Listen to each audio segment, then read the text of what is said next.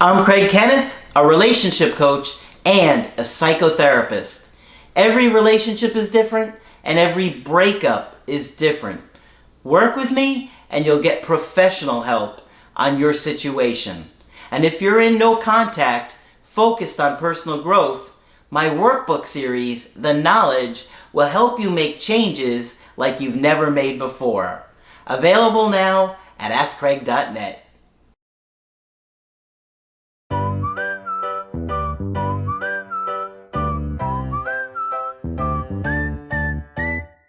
Hi there, I'm Coach Craig Kenneth. And I'm Coach Victoria. And in this video, we're going to be talking to you about my ex regrets what they have done. But what have they done? We're going to get into it in just a second.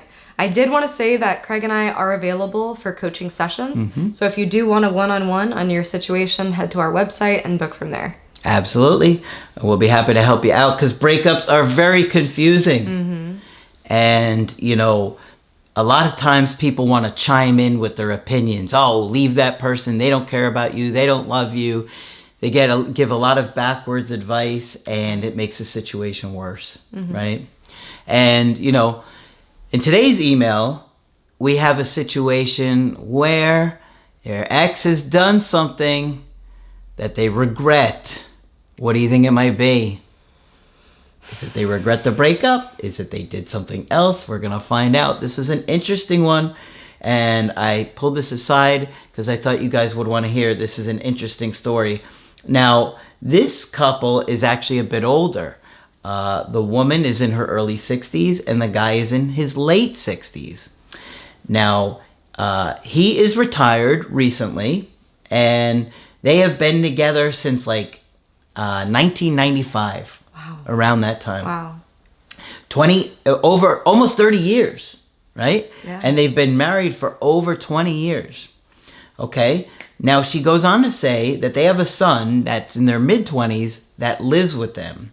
And at this point, the son refuses to do or have anything to do with their father or the dad until he ends his acquaintance with a new lady.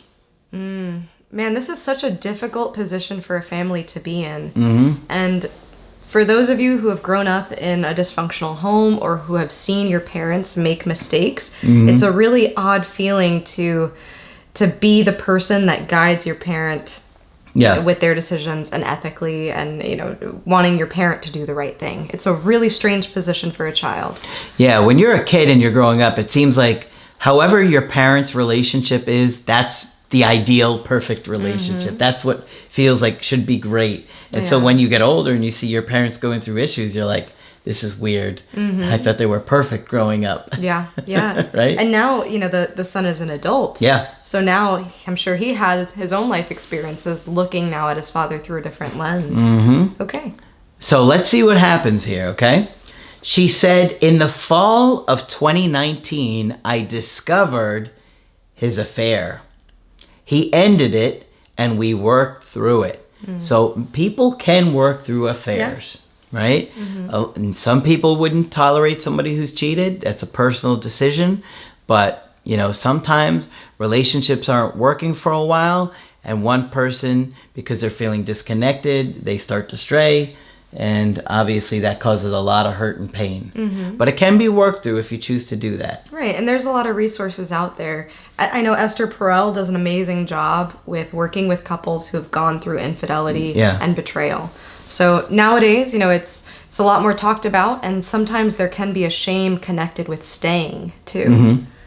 So I imagine, you know, her decision to stay and to work through it was a challenge. I can imagine too. But well, we'll get into the details in a minute. So that was in 2019. Now, in late September of 2023, I discovered they had resumed contact. So 4 years later, I threw him out on that day, and I sent in my separation papers.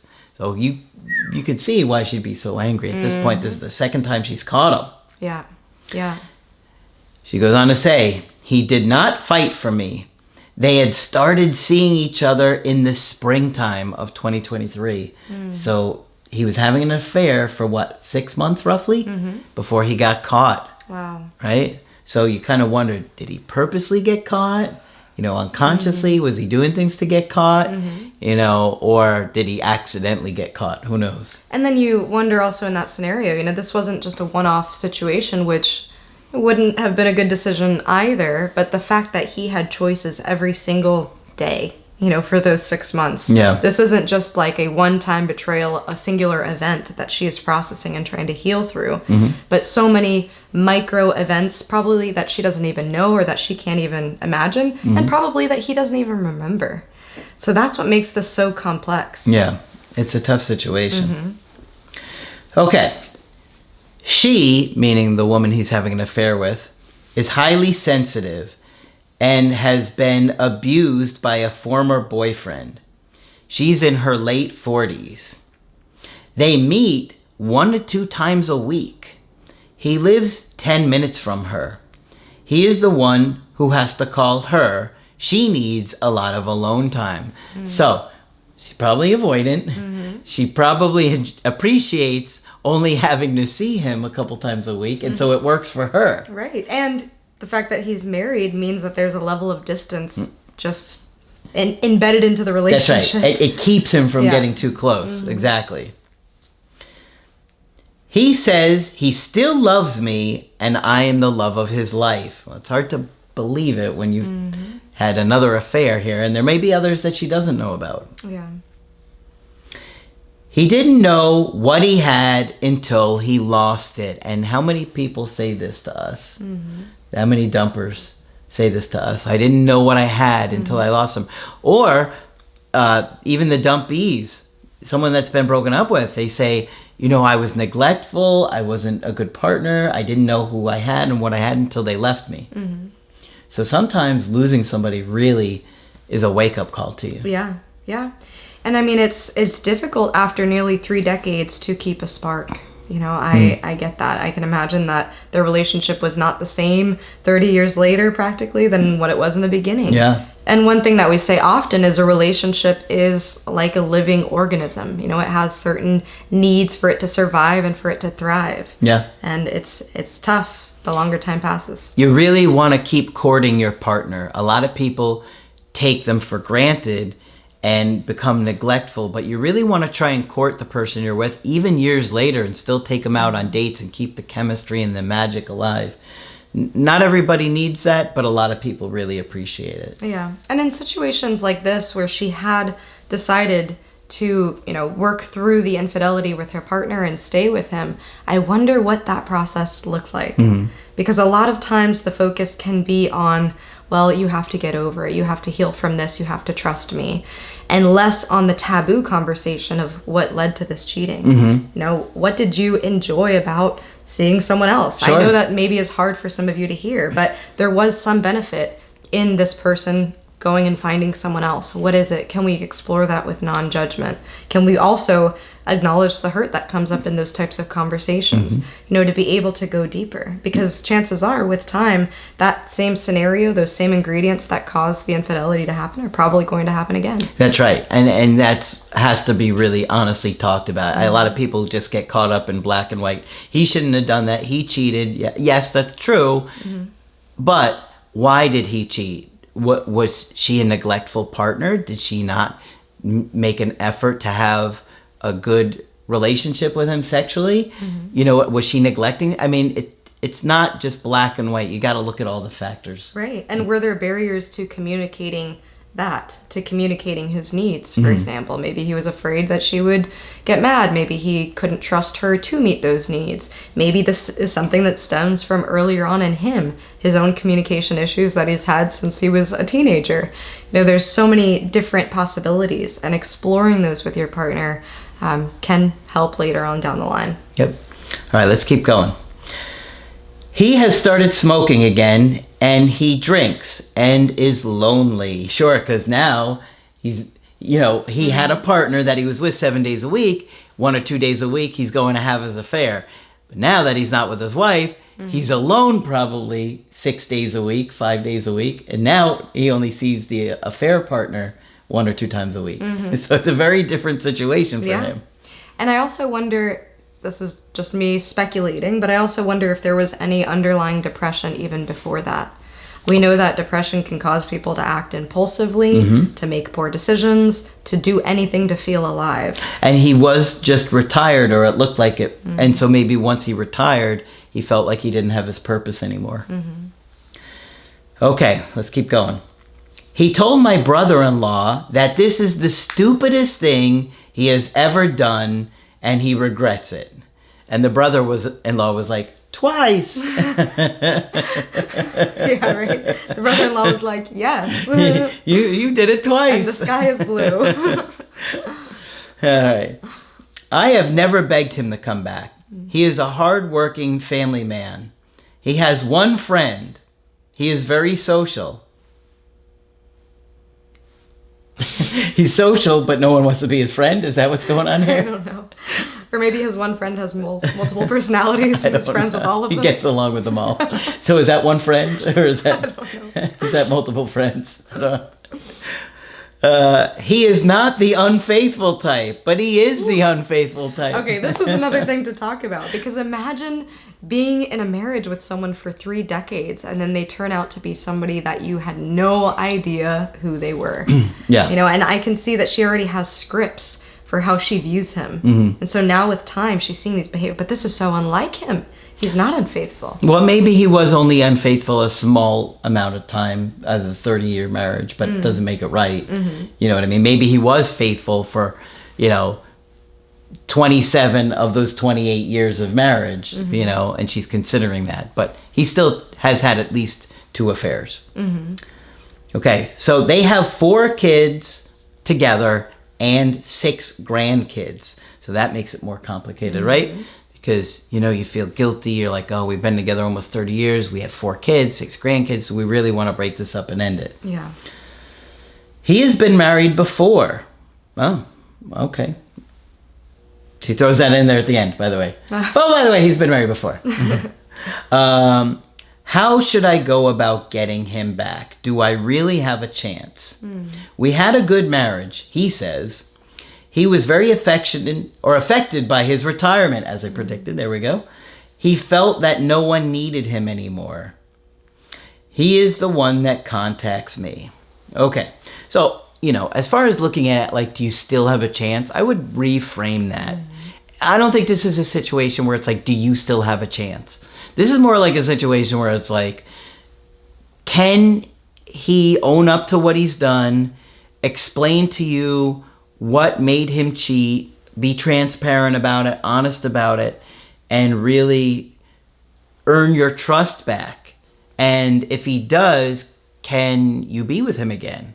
I don't think this is a situation where it's like, what are the chances? Oh, 25% chance he comes back. No. Right. He's saying it's the worst decision he's ever made, and he's reaching out to her. So I think he's beating himself up. He's probably depressed. He's probably lonely.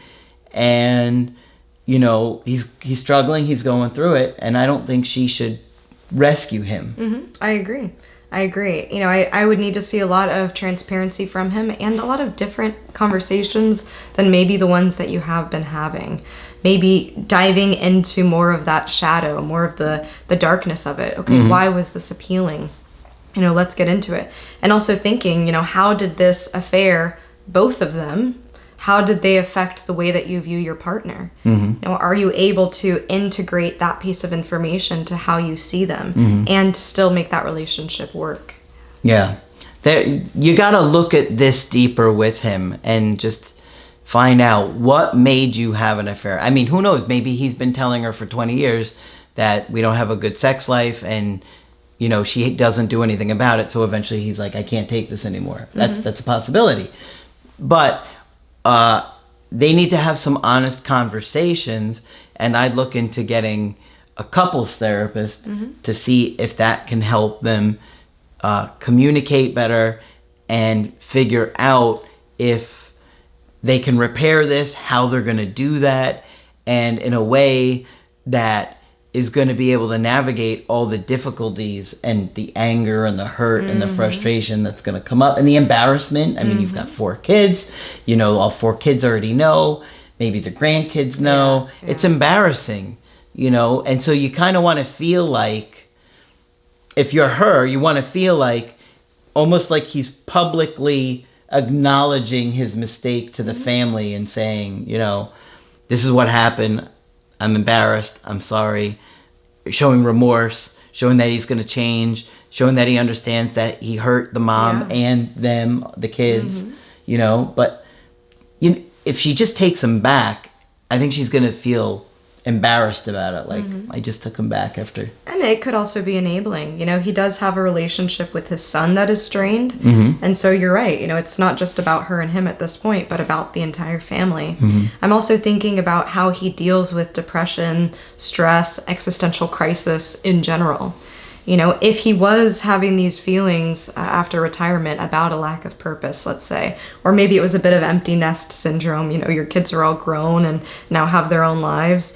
You know, how do you communicate that to your partner? What can look like a good marriage on the surface can be one or both partners shielding a lot from each other and missing out on a deeper connection there. Yeah. So.